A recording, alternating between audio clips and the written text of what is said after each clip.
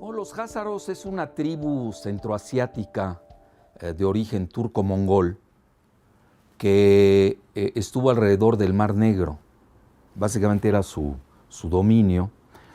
Y eran unos mercenarios que usaban el Imperio Bizantino contra los omeyas en una fase. Y luego lo fueron usados por el Imperio Bizantino contra los sasánidas de Persia. ¿Sí? Y luego, en el siglo VIII, después de Cristo, el siglo VIII, sus líderes, básicamente, y ahí ya empieza ahí un poco la controversia, ¿no? Se convirtieron al judaísmo, a la religión, no siendo de la etnia judía, eso es fundamental entenderlo. Se recorrió la religión, lo cual supuestamente era inaceptable, pero en ese momento se dio y ya.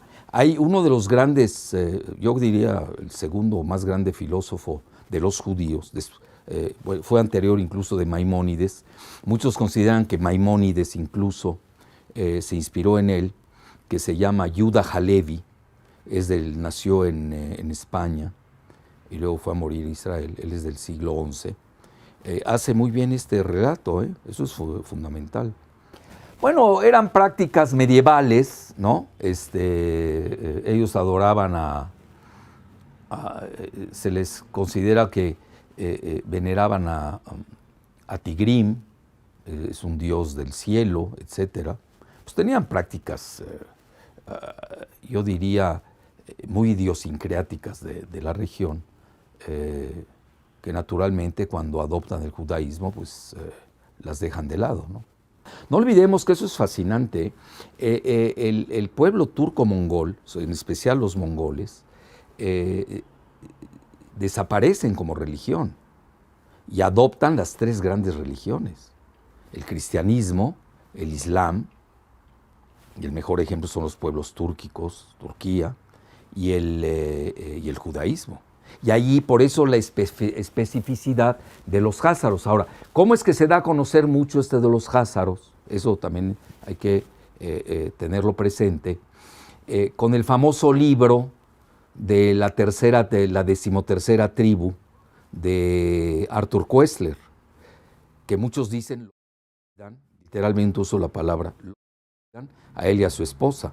Y Arthur Koestler era sionista incluso, pero era un sionista lúcido, porque sí se atrevió a decir lo que no pueden ocultar, porque si sale a la luz el verdadero origen de qué es el judío, en tres acepciones, y ahí viene la gran confusión. Yo incluso a los pocos amigos judíos que me quedan, les comento que tienen que hacer una distinción, tienen que buscar términos. Porque tenemos el judío religioso, que es respetable. Yo no veo en qué moleste, en que alguien crea en X, Y o Z credos, como lo son de respetables el musulmán, el sunita, el chiita, el ortodoxo, el budista, el hindú. Yo tengo un gran respeto por el pluralismo ecuménico de las religiones.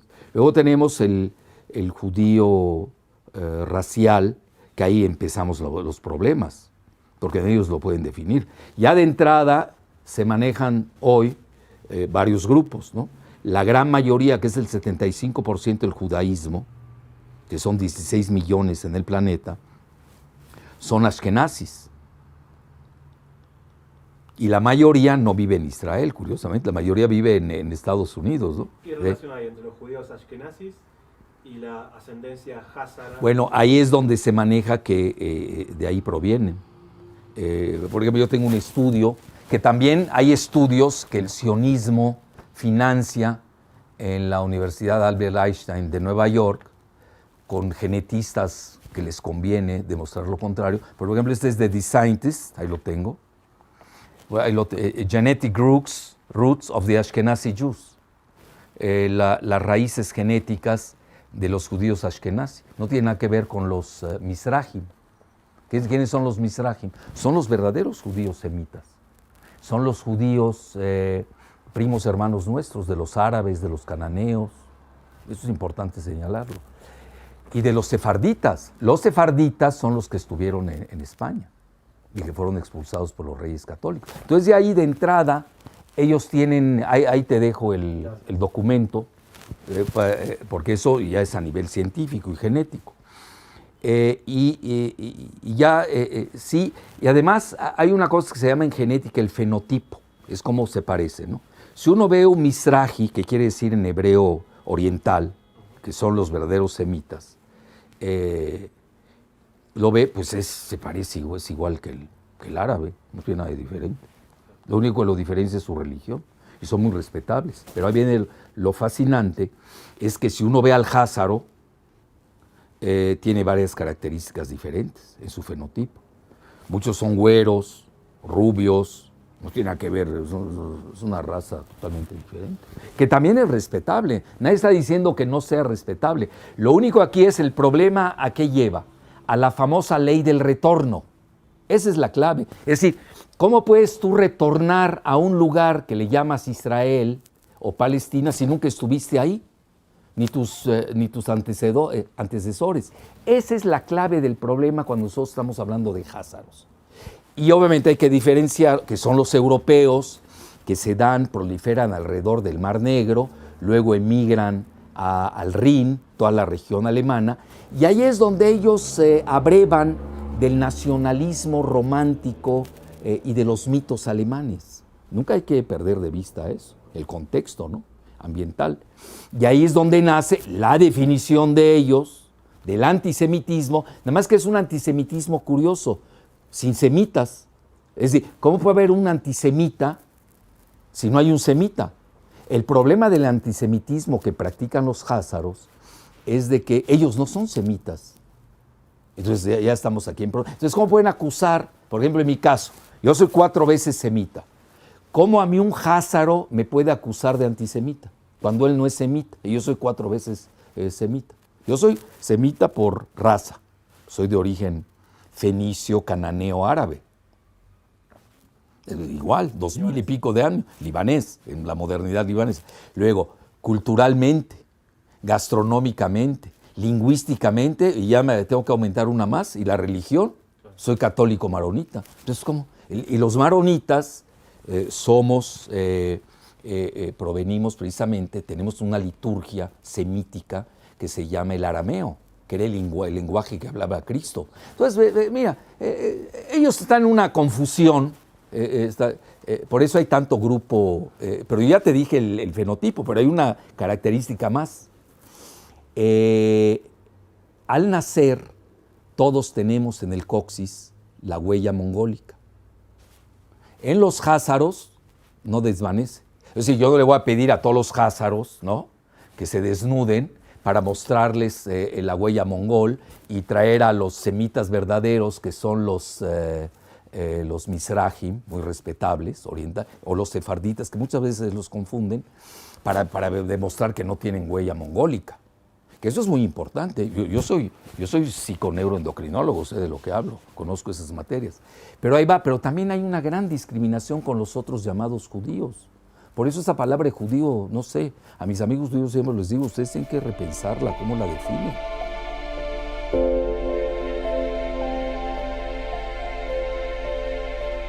El papá de Netanyahu, él proviene, igual que Jabotinsky, que es el ideólogo del sionismo, todo este grupo de Likud provienen de los házaros, que da la casualidad que los 13 bancos más importantes de Nueva York, pues 10 estén en manos de los sionistas, ¿no?, cuya mayoría son házaros. Probablemente ahí se maneja eso, ¿no? De ahí viene esa teoría, no sé, pero habría que demostrar. Luego tú lo ves en la Federal Reserve. La Reserva Federal de Estados Unidos, desde Alan Greenspan, él es házaro. Luego lo suplió Ben Shalom Bernanke, y luego está Janet Yellen. Pero ahí te va, en la Reserva Federal no solamente está Janet Yellen, sino que traen al segundo, que se llama Stanley Fischer, lo traen de la Banca de Israel. Es decir, llama la atención todo eso, ¿no? Todo el modelo monetarista de los Chicago Boys, de Milton Friedman. Estás hablando de otro házaro, ¿no? ¿Cuál es la relación entre los Rothschild y los házaros? Son házaros los Rothschild. Precisamente ellos vienen de esa parte del Rin, de la región de Frankfurt. Incluso ellos se llaman y traen, hasta el apellido, se llama el escudo rojo. Es decir, tiene un elemento atávico de la lucha guerrera, mercenaria que tenían los házaros antes de convertirse al judaísmo. Pero en realidad, yo diría más que el plan, la estratagema de manejar las finanzas del mundo occidental vienen de los hermanos Rothschild alrededor de Frankfurt. Y ahí es donde nace la teoría de que mandan a varios de ellos a varios centros financieros de Europa para apoderarse del dinero, es decir, de la banca. ¿Hasta qué punto los Rothschild siguen manejando hoy el sistema financiero mundial? Mira, llama mucho la atención. Obviamente la gente que depende de los Rothschild, sus propagandistas, ¿no?, y publicistas, además ellos controlan los multimedia a nivel mundial, te van a decir que son teorías conspiratorias, ¿no?, porque eso les conviene a ellos. Pero mira, la realidad, y yo te voy a dar algunos datos duros que te maneja, y tú me dirás qué tanto los Rothschild controlan el mundo. Mira, hay un libro que hizo un chino que se llama The Currency Wars, la guerra de divisas, mucho anterior al que hizo James Rickards sobre la guerra de divisas. James Rickards es un gran financiero, incluso le da clases al Pentágono, y manejan todas las teorías de guerra del Pentágono para ser usadas en términos geofinancieros. Hay guerras geofinancieras, eso es fundamental entenderlo. Bueno, este autor chino lo escribió ese libro hace como 10 años y maneja que los Rothschild en ese momento, hoy ha de ser mucho más, manejaban alrededor de 6 millones de dólares. Estás hablando al nivel de un país. En ese momento, hoy ha de ser mucho más, pero ahí te va, hoy lo que detectamos. Macron, el candidato en Francia, trabajó en la banca Rothschild. Wilbur Ross, secretario de Comercio de Trump, trabajó años en la banca de inversiones de los Rothschild en Nueva York. Lo estamos viendo. Luego, ¿quiénes se llevan el petróleo de México? Los Rothschild. ¿A través de quién? Scotiabank. ¿Cómo de Scotiabank? Pues son los que financian a Peña y a Videgaray. De ahí viene el dinero, que tuvieron que borrar el origen de la cuenta de esos cheques, lo tuvieron que borrar del Banco Central de México, del Banco de México. Esas cosas no se saben mucho, te estoy dando casi la exclusiva. Ricardo Monreal lo manejó un poco, pero no sé, en la campaña de Andrés Manuel, cuando impugnaron que venía un financiamiento de Scotiabank, que es de los Rothschild, y tú sabes que a partir de ahí, pues se llevan el petróleo de México. Tan es así que Videgaray y Trump acuden a las oficinas del Financial Bank de Londres, Financial Times, periódico, no al revés, no va el reportero del Financial, como ustedes que vienen a mi casa, no. Ellos acuden a las oficinas del Financial Times a entregar abiertamente el petróleo de México. Entonces, ahora, y ahí empezamos los organigramas y los orígenes, ¿no? La genealogía del poder, como diría Foucault. De quién es el Financial Times y The Economist, que son los portavoces del modelo neoliberal global, quiénes lo controlan. Es lo que hay que ver. ¿Quiénes están detrás? Pues nada menos que BlackRock, el mayor banco de inversiones del mundo. ¿Y quién es BlackRock? Son los Rothschild. No puedo dejar de preguntarle por las tapas que hacen en los anuarios de The Economist. Hay mucha gente que lo ve como una especie de futurología. Sí. ¿Cómo tienen tanta información? ¿Qué opinión le merece esas tapas que hacen en los anuarios, donde de alguna manera después muchas de las imágenes que ahí están, después suceden en el transcurso de ese año? Bueno, son lineamientos del año. No olvidemos que están muy vinculados al MI6. Los Rothschild son quienes fundan el Estado de Israel. Acaba de salir ya abiertamente hasta los escritos, ¿no? Como ellos están detrás de la fundación del sionismo y de Israel, etcétera. Porque desde una potencia colonial llamada Gran Bretaña en el siglo XIX. Y de ahí, pues obviamente, borran a Palestina. Pero no la borran, sino que rehacen, reconstruyen toda una historia. Estamos hablando de una reingeniería de la historia. Por ejemplo, un historiador como Shlomo Sand, historiador de la Universidad de Tel Aviv, no es cualquier persona, de la Universidad de Shlomo Sand, hace un libro de hace 8 años que se llama The Invention of the Jewish People, el invento del pueblo judío. Y fue bestseller en Israel. Tú este libro en Israel lo puedes leer. Tú lo muestras en México y te acusan de antisemita.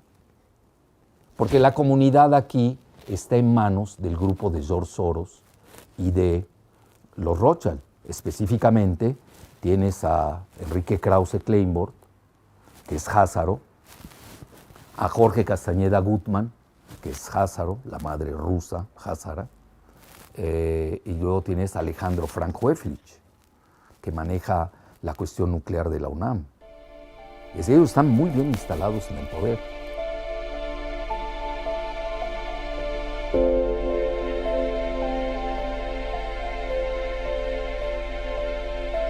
Bueno, lo que pasa es que el nuevo orden mundial tiene 2 connotaciones, tiene 2 acepciones. La geopolítica, que era la que yo estaba manejando, que sí existe siempre un orden mundial, siempre. Y cada vez hay un nuevo orden mundial dependiendo de quién gana las guerras. Es decir, después de la Segunda Guerra Mundial se dio el orden mundial bipolar entre la URSS y Estados Unidos. Cuando se disuelve la URSS queda la unipolaridad, ese era el orden mundial. Luego ahora estamos entrando a un orden multipolar, que yo más bien lo veo como tripolar entre Estados Unidos, Rusia y China. Esa es una acepción. La de ellos, la del grupo Rothschild, Soros y todo su grupo, ellos manejan un gobierno mundial único donde controlarían a través de las finanzas a los demás. Pues ve México. Oye, ¿cómo puede ser? Mira, yo conozco muy bien a la comunidad judía en México. Poca gente como yo la conoce. Incluso yo tenía diálogo con ellos muy, muy interesante. Antes del modelo neoliberal, llevaba con ellos muy bien. Y no habían llegado a este radicalismo de hoy. Porque ha cambiado, yo puedo decir que hasta ha cambiado mucho la comunidad. No es lo mismo antes del modelo neoliberal en México, la comunidad judía, que ahora. Cambió mucho porque ya entra Nueva York en juego, entra la banca en Nueva York. Estás hablando de Goldman Sachs, estás hablando de BlackRock, me explico, ¿no? De George Soros, de los Rothschild, de Scotiabank, y han comido a ese grupo anterior, y hoy los nuevos grupos de bancarios, pues son Frank Weflich, Castañeda Gutmann, Krause Kleinbord, etcétera. Tienes una nueva fisonomía en la comunidad judía. Ellos no lo dicen abiertamente, pero los que la conocemos, estás hablando de otro grupo. Es decir, hoy la comunidad judía está dominada por los házaros. Antes no. Antes había un equilibrio entre házaros y mizrahim y sefarditas. Entonces ese orden mundial global lo querían imponer, en la unipolaridad global, por el método financiero. Por eso ya se les cayó. Ya no. Yo ya no le veo, ya no lo pueden imponer ni siquiera en Gran Bretaña, ni siquiera en Estados Unidos, no es fácil. Lo pueden imponer hoy a través de un supremacismo que no es duradero. Mira, el problema, yo siempre se los he dicho incluso a los judíos, mira, una cosa es ser antisionista, pero ¿qué hacen los sionistas? Usan, cuando uno ataca la política de Netanyahu, de apartheid, inmediatamente acusan de antisemita. Es como su blindaje ante sus exacciones políticas. Entonces, ellos mismos están creando la confusión. Bueno, si así las cosas, oye, estás hablando casi la mitad del planeta es entonces antisemita. A mí como semita no me conviene tampoco. No sé, porque mañana no van a saber diferenciar. Y curiosamente, a mí me agrede más siendo verdadero semita que al házaro, que no es semita, no se me estoy explicando. Entonces ellos mismos han creado esa confusión.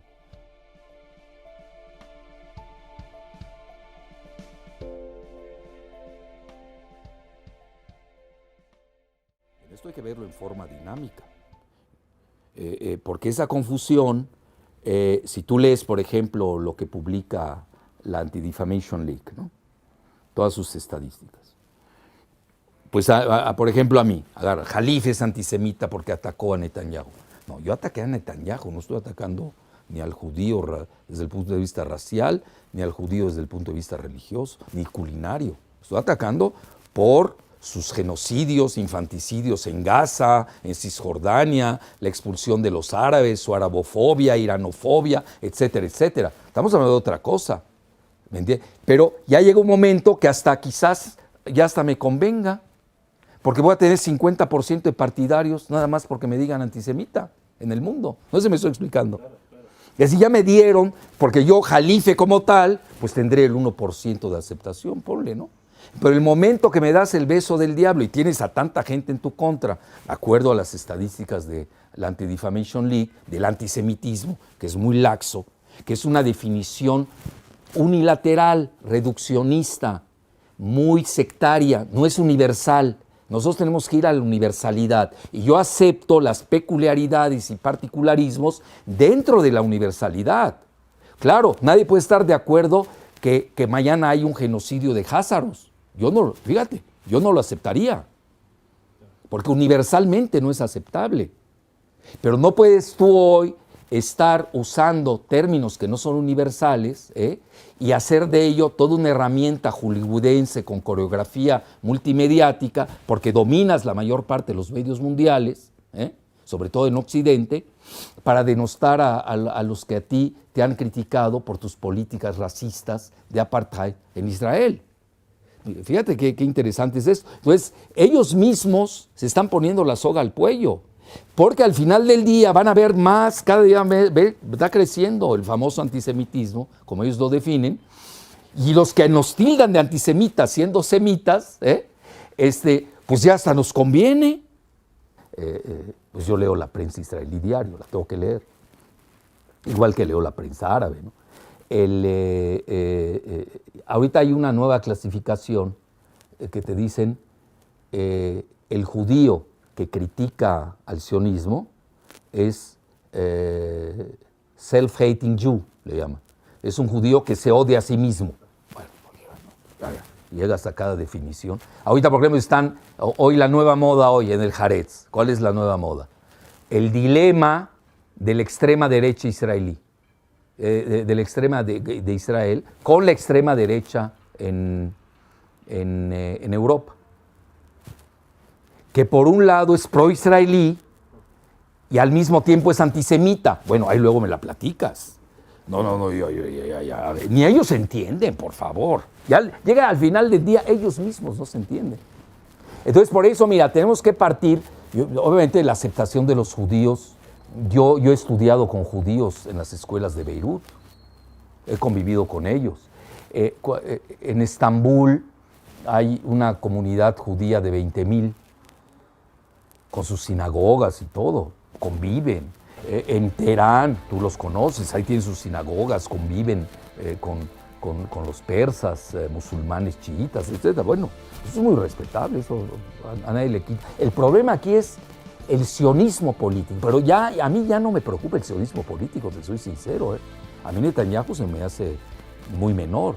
Hoy estás hablando de un proyecto de los Rothschild, de George Soros, que ya entras al sionismo financiero, que es denominación global. Por fortuna ese modelo de la globalización financierista se está viniendo abajo.